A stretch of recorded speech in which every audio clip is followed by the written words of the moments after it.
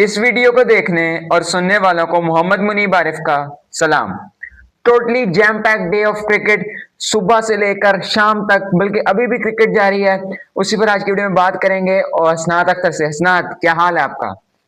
मैं बिल्कुल ठीक हूँ यार, आप सुनाएं। मैं भी ठीक हूँ हसनात।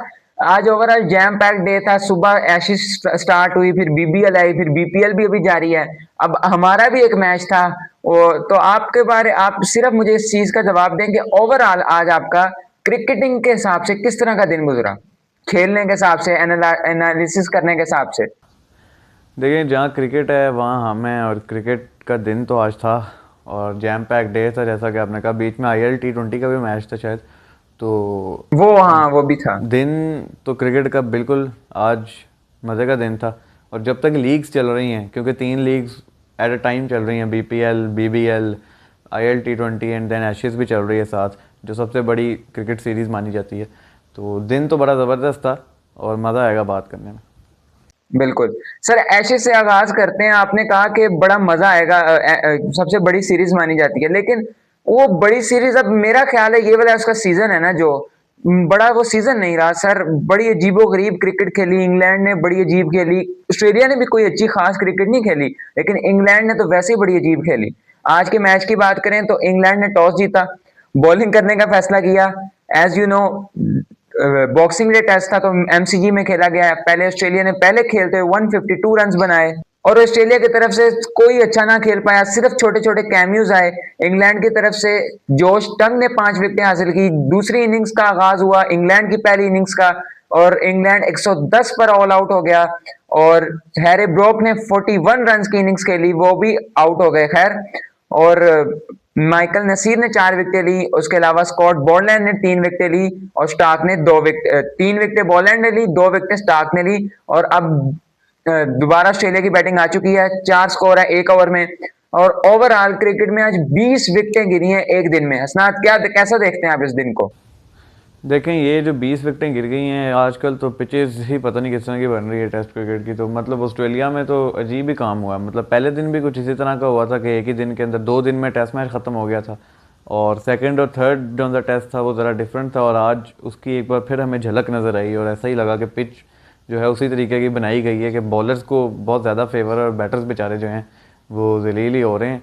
लेकिन ये था कि इंग्लैंड ने तो मायूस कर दिया एशेज़ में बड़े बुरे तरीके से। वैसे भी जब इंग्लैंड ऑस्ट्रेलिया जा रहा है पिछले 10 साल से, या पता नहीं जितने भी साल से इंग्लैंड जा रहा है, तो इंग्लैंड ऑस्ट्रेलिया में मुश्किल ही होता है कि वो परफॉर्म करें। बट इस दफ़ा तो सर बिल्कुल ही मुश्किल तो सर मुश्किल तो होता है, लेकिन इस वही आपकी बात बिल्कुल आप कर रहे थे, कंटिन्यू रखें। वही मैं कह रहा हूँ कि मुश्किल होता है उनका। और जो पिछली एशेज़ इन्होंने ऑस्ट्रेलिया में जाके खेली थी, वो तो मेरा ख्याल है इससे भी गंदी क्रिकेट खेली थी इन्होंने। उसमें ये लोग एक मैच ड्रॉ करने में कामयाब होते और 4 मैच हार गए थे। और अभी जिस तरह की क्रिकेट इंग्लैंड खेल रहा है, मुझे तो लगता है कि 5-0 भी हो सकता है। टेस्ट की बात करें तो ऑस्ट्रेलिया कामयाब तरीन टीम है। टेस्ट की भी WTC के हिसाब से भी देख लें तो ऑस्ट्रेलिया तो हारना अफोर्ड करेगा नहीं, और इंग्लैंड भी हारना अफोर्ड नहीं करेगा। तो ये जो चौथा टेस्ट इस वक्त चल रहा है, ये है तो डेड ट्रबल, लेकिन WTC के पॉइंट्स टेबल के अतबार से ये भी बड़ा मैच है। इसीलिए मिचेल स्टार्क भी रेस्ट नहीं कर रहे, और पैट कमिंस तो बेशक उनका फिटनेस के भी मसले चल रहे हैं आजकल। और इसमें सबसे बड़ी बात यह है कि ऑस्ट्रेलिया की टीम से जॉश हेजलवुड नहीं खेले, पूरी सीरीज़ से वो बाहर हुए हुए हैं। और इंग्लैंड की मेन साइड थी, तो उसके बावजूद भी इंग्लैंड अगर परफॉर्म नहीं कर रहा, तो इसका मतलब उनके सीरियस इश्यूज चल रहे हैं उनकी टेस्ट क्रिकेट के साथ।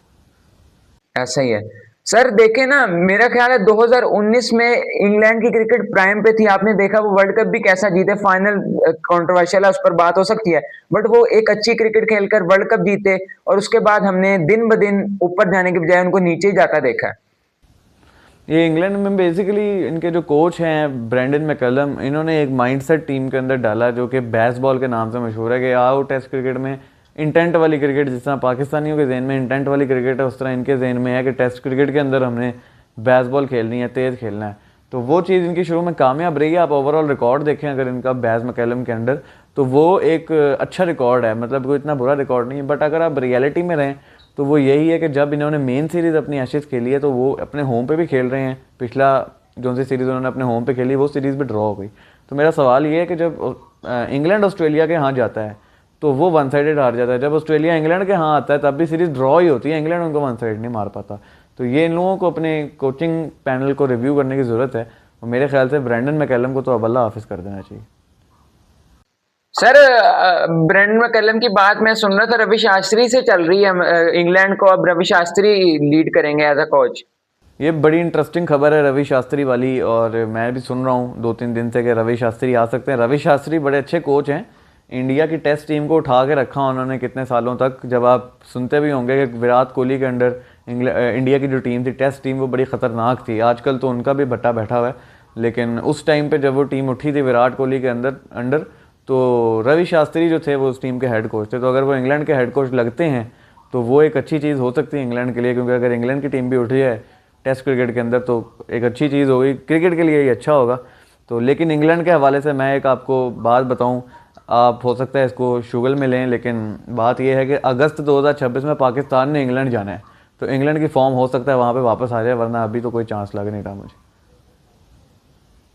चलें सही है, देखते हैं अब क्या बनता है। अच्छा सर, ये अभी रवि शास्त्री से मुझे याद आ गया, गौतम गंभीर का पता नहीं पुराना इंटरव्यू है नया चल रहा है, तो उसने कहा कि जो 2012 की सीरीज में, ट्राई सीरीज में गौतम गंभीर को, वीरेंद्र सहवाग को और सचिन तेंदुलकर को धोनी ने बाहर किया था ना, वो उसके लिए अजीब गरीब था, नहीं होना चाहिए था। लेकिन आप मेरे ख्याल में इसका जवाब आप देंगे कि क्या धोनी का वो फैसला बिल्कुल सही था कि होना चाहिए था, नहीं होना चाहिए था?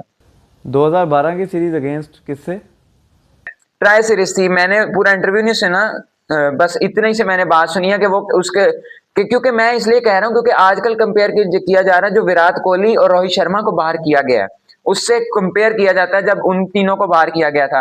तो उसने कहा कि हम बाहर होना बनते नहीं थे, हमारे पास अभी क्रिकेट थी, इस तरह की कोई बात थी। कि मैं 2012 में इतनी क्रिकेट वैसे फॉलो तो नहीं करता था, बट बात जो कोहली रोहित को बाहर करने वाली बात है, देखें आप इन दो प्लेयर्स को उन तीन से तो कंपेयर नहीं कर सकते ना। विराट और रोहित जो हैं वो एक अलग ही लेवल के प्लेयर हैं, तो विराट और रोहित तो अभी किसी भी साइड से ड्रॉप नहीं होते। अगर पास्ट में ऐसा हुआ है धोनी ने बाहर किया, तो धोनी तो एक लीडर थे, धोनी ने आगे प्रूव भी किया है। धोनी तमाम आईसीसी की ट्रॉफीज जीतने वाले कैप्टन है इंडिया के, तो धोनी ने अगर किया है तो कुछ सोच के किया होगा।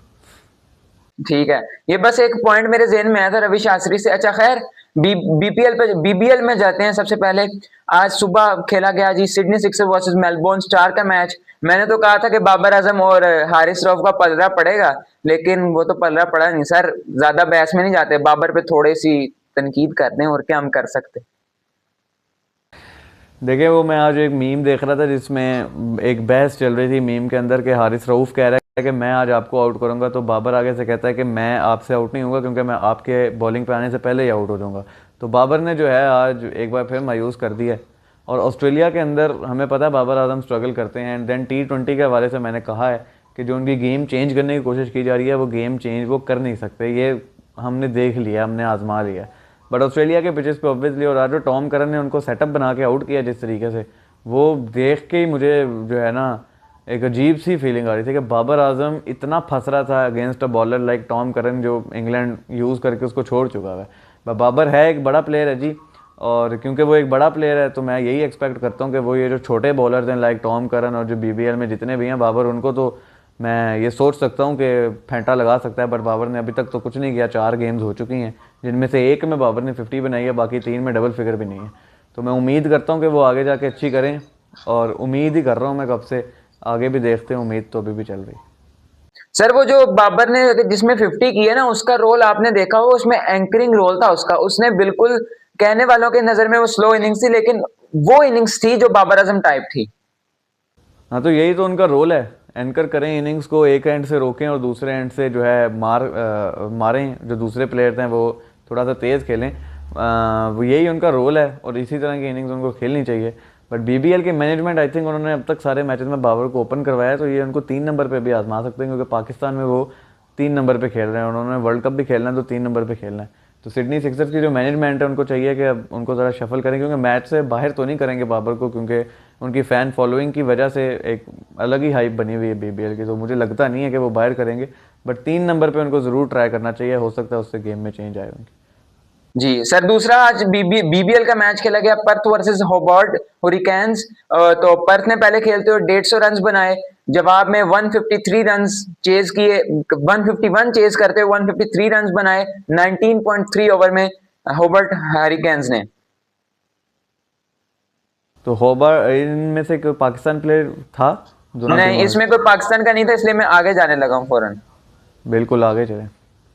अच्छा सर, दूसरी तरफ बांग्लादेश प्रीमियर लीग का भी आगाज हो गया। पहला मैच साइलेंट टाइटंस वर्सेस राजशाही वॉरियर्स खेला गया।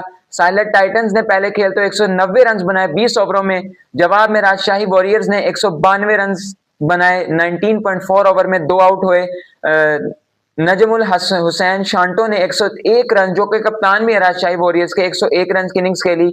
इसमें अगर हम बात करें तो पाकिस्तानियों की, साइम अयूब खेल रहे हैं, जिन्होंने काफी अच्छा आगाज किया था। मैंने उनकी कुछ शॉट्स देखी थी, स्टार्टिंग में थोड़ी स्ट्रगल भी थी, बट 28 रन की इनिंग्स खेली 15 बॉलों पर, 2 छक्के 3 चौके, 3 चौके। और दूसरी तरफ अगर राजशाही में बात करें तो साहिबजादा फरहान खेल रहे हैं, जिन्होंने 19 बॉलों में 20 रन बनाए, 1 चौका 1 छक्का। और साइलेंट टाइटंस की तरफ से आमिर खेल रहे, मोहम्मद आमिर, उन्होंने 4 ओवर कराए, 30 रन दिए बिना किसी विकेट लिए। देखें ये मैच तो हुआ और बड़ा ज़बरदस्त चेज़ किया यार। शांतु ने 50 मारा, शांतु ने 100 100 मारा। मारा और मुशफिकुर रहीम ने 50 मारा। तो मुशफिकुर रहीम एक्सपीरियंस, और लेकिन जो साइम अयूब हैं, साइम अयूब के मैंने पूरी इनिंग्स देखी है बाय द वे। उनकी इनिंग्स ख़त्म हुई है तो मैंने बंद कर दिया था टीवी।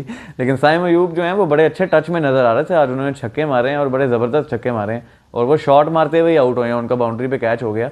बट साइम अयूब आज बड़े अच्छे टच में लग रहे थे। और मुझे आपस की बात है, क्योंकि बांग्लादेश की पिचेस जो है ना वो बहुत ही बुरी हैं बैटर्स के लिए, लेकिन यहाँ पे इतना हाई स्कोरिंग गेम हुआ, 190 चेज भी हो गया, मेरे लिए ये भी हैरान कुन बात थी।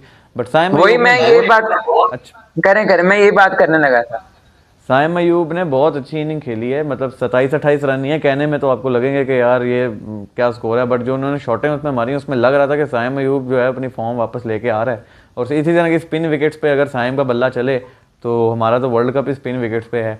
और उसके अलावा साहिबजादा फरहान खेल रहे थे वहाँ से, और साहिबजादा फरहान आज फ्लॉप हो गए हैं, और वही है उनका 1 चौका 1 छक्का उन्होंने मारा है। मतलब 10 रन बाउंड्रीज़ के हैं 2 बॉलों पे, और बाकी देख लें वो डॉट बॉल्स वाला जो मसला है। साहिबजादा फरहान को इसके ऊपर काम करना पड़ेगा।